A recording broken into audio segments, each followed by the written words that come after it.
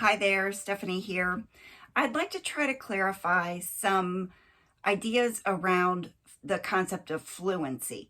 So somebody recently asked about fluency at the sub-skill level, fluency in doing tasks like naming letters or segmenting sounds in words or reading words versus fluency as one of the big five, oral reading, text fluency. And so I'd like to try to tease out some of these ideas. One of the things that I think is really important to be aware of is in the learning sequence, we go from being accurate with a new skill to being fluent or automatic with a new skill to then being able to generalize, perform it in a variety of settings, be able to use it in a lot of different ways. And in a lot of our instructional programs, we don't get to the place where students have enough practice to move from accuracy to fluency, and we're missing the boat there. Many instructional or intervention programs have a mastery criteria, which is great for deciding when you're going to move on to the next skill in the scope and sequence, but often those are not timed assessments. And there's no criteria, for example, that students have to perform the task, spell the word, read the word, name the letter within 3 seconds or something like that. And so we send students on to the next skill without making sure that they not only can perform it accurately, but that they can do it automatically and effortlessly. And so we're moving on through the content without building this level of automaticity. We often then don't do enough cumulative review and come back to that previously learned skill and cycle through practice opportunities over time. So we're missing the boat in building automaticity at that sub-skill level.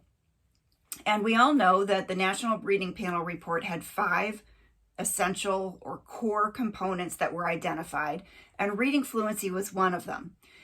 I hear some people talking about moving away from that, or in their graphics or images, they no longer depict reading fluency as one of the 5 essential components. And I think that's a mistake.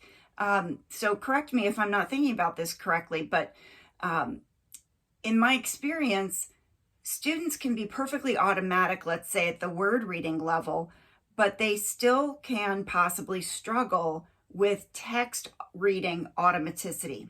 And there's quite a bit of research that connects being able to read text accurately and automatically, so fluently, to reading comprehension. And if students are accurate readers but not automatic readers, too much of their mental desk space is taken up with getting through what is the word, and they can't therefore focus on the meaning of the text. So it is important for students to practice in the context of text for fluency and automaticity.